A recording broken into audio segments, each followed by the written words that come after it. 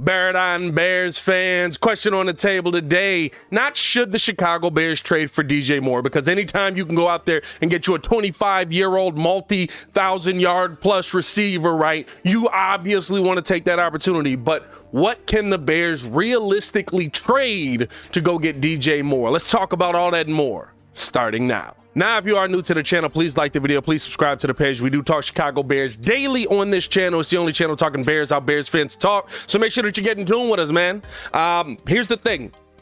I think, like I said in the beginning, at the end of the day, you want to go get guys like DJ Moore. You want to have guys in the building that, yes, I can sign this, or I can trade for this guy. He's a 25-year-old guy. He's already in moving into top playing or being a top player at that position, and he's just on a really bad team. And so if I can get him out of there, I can bring him to Chicago. He's an asset to Justin Fields. He could come in here, possibly be your number one, maybe your number two if Mooney takes a step, but at a minimum, right, you have two really good wide receivers on your team that you feel like you can go to bat with every week. But the question is, what are you giving up, right? Because this is a trade. This is not you simply just saying, I want DJ Moore, give me DJ Moore, because there's other teams that are involved in it as well. And I love hearing all the Bears fans and all of the assumptions that, oh, you don't have to go give up that much to go get them. No, you're going to have to give up something, because you're going to have to outbid other teams that are willing to put that bid in right now. So realistically, what are we talking about here? Giving up to go get a guy like DJ Moore. One of the trades that I think could be on the table is, unfortunately, to unload TEVEN Jenkins. I like TEVEN Jenkins. I love him at that left guard position. I'm not sure why the Chicago Bears feel the need to have to move on from a guy like TEVEN Jenkins, but for some reason, right, the Bears are trying to move away, or it feels like the Bears are trying to move away from TEVEN Jenkins simply just because they don't like him, right? Like, we've seen him be benched. We've seen him be moved around the offensive line. We've seen him basically put in every position coming into this season, and it still seems like they don't like him. So I think TEVEN Jenkins could actually be somebody that's in the trade. Does that hurt you on the offensive line? 100%. I think that it's a bad move to make. It's a move that I wouldn't like to see the Bears make, but I think he's somebody that could get DJ Moore out of Carolina, especially if the Bears are looking to move away from a guy like that, right? That you have a right guard there that's viable. Carolina could use that. You'd probably have to send some draft capital with that as well, but sending a starting level right guard, right, you're talking about being able to send less draft capital. Maybe you're talking about a 2023 fourth round pick, and maybe a 2024 third. I think if you package those together, and again, right, I know people are going to say, I'm giving up a player. Why am I also giving up multiple picks? Because you're getting back a top wide receiver, or 1,000-yard plus wide receiver that's 25 years old, and Carolina's going to want picks, and there's other teams that are bidding for him as well. So again, you have to make the deal more enticing than other teams can. So I think that would be a deal that gets DJ Moore here. Again, you're talking about a deal that definitely hurts you on the offensive line, though. But if you feel like Justin Fields continues to grow off of what we saw last week, where he was able to kind of take some steps, make a couple of different moves, right, where the bad offensive line was negated by his athleticism, his ability to move, if you think he's going to be able to continue to do that, and a wide receiver that's actually going to be able to catch the football makes it look even better, then yeah, I can see the Bears actually making this deal. Is that the deal I want to see the Bears make? Not at all. And I mean, that's the part, right, for me that really sticks out the most, right? It's not about what I want to see them make. It's about the deal that they're actually going to be able to get done. Hey, by the way, I would love to know how you guys feel in the comments below. Let me know. I'll be down there talking with you guys as well. What do you feel is a good trade package that the Bears could give up? Let me know in the comments below. I'll be down there talking with you guys. I would love to hear from you. One of the other deals that I thought of that the Bears really could make would be just giving up draft capital, right? And I think that's a situation where you don't want to give up a ton next season, but possibly in the season after that, I should say, the 2024 season, you might be able to give up something where, okay, this team is already moving in the right direction. So there's a package that you could probably put together where it's full on draft capital. I would say it probably does run you into second round pick range this season. So you're probably giving up a 2023 second. Then you're probably talking about a 2024 2024 third and maybe a 2024 fourth as well. I don't think, right, because AJ Brown, a guy who's younger than DJ Moore, went for less. I don't think that you'll be in that first round pick range. And DJ Moore, right, like he's just not AJ Brown. So I don't think you'll be in that first round pick range.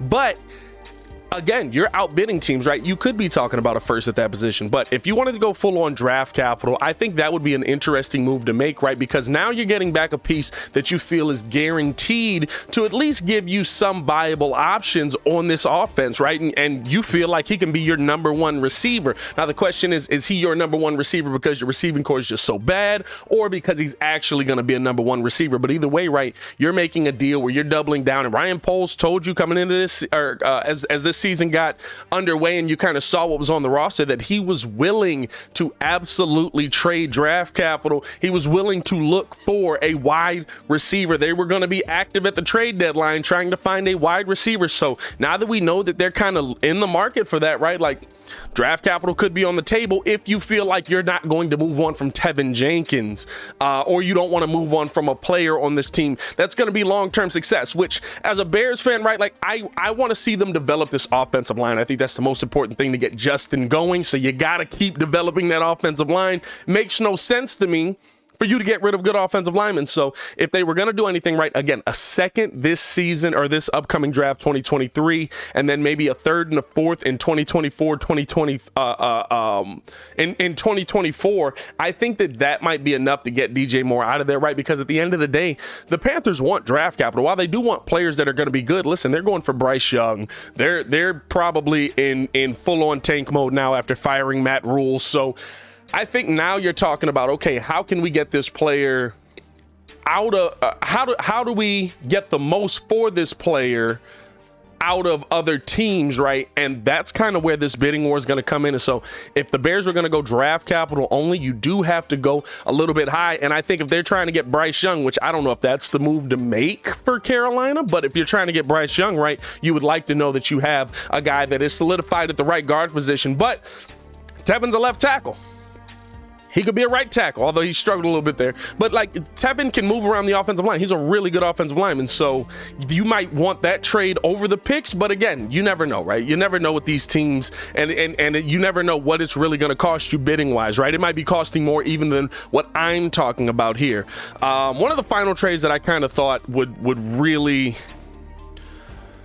to me, this is the worst case scenario trade, and it's the reason I saved it for last, right? And let me know how you guys feel about all the trades that I've mentioned here in the comments. Let me know how you guys feel about the Bears even making a trade for DJ Moore in the comments. But I think there's an opportunity for you to guarantee that you can get this guy. Excuse me. But it comes with the caveat that you're giving up on an all-pro player. And in this situation, I think the Bears would have to get some draft capital back. But if you can't work out something realistically with ROQUAN Smith, then there's no point in you holding on to him for nothing, because you're going to lose him for nothing. Is it going to make this defense worse? Yeah. Is it going to leave a hole at your linebacker position? Yeah. But at the end of the day, full slate of draft capital next season, maybe less if you make a trade here. But in this situation, right, I'm giving you no capital this upcoming season. I'm giving you a player that I was going to let walk anyway. It's the Chicago Bears. We can find linebackers. I'm not worried about finding linebackers at the end of the day. But the final package that I would be looking at would be trading ROQUAN Smith and a 2024 third for DJ Moore and a 2023 fifth.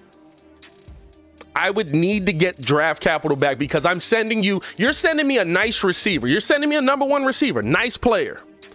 I'm sending you an all-pro linebacker. I'm sending you a top player in the NFL.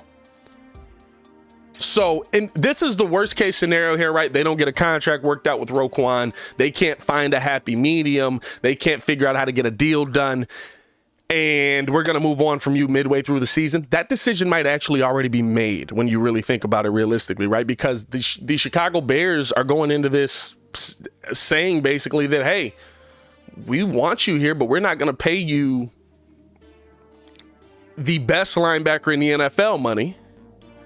And if we are going to pay you that money, the contract's going to be structured the way we want it structured, and ROQUAN's not going to agree with that deal, right? So I think that's a last case scenario deal. I think that that's a worst case scenario deal. But in the end, right, like maybe that is a best case scenario deal, because in that situation, yes, you do move on from an all-pro linebacker. We're the Chicago freaking Bears. We can find linebackers, right? You hold on to Teven Jenkins.